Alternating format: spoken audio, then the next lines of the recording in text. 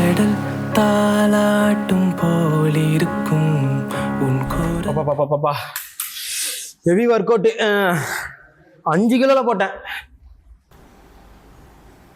என்னடா ஃபீல் பண்ண உட்காந்துக்கிறியாண்ணா அப்படின்னா கேட்டீங்க ஃபீல் பண்ணுகிறான். நீ விடை பெற்றதும் என் இதயம் அது நொடி தேடி மறையும். நீங்களும் இந்த மாதிரி ஃபீல் குட் சாங் கேட்கணுமா?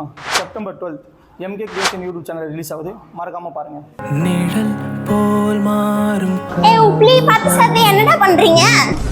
கண் திறக்கையில் இல்லையே காற்றோடு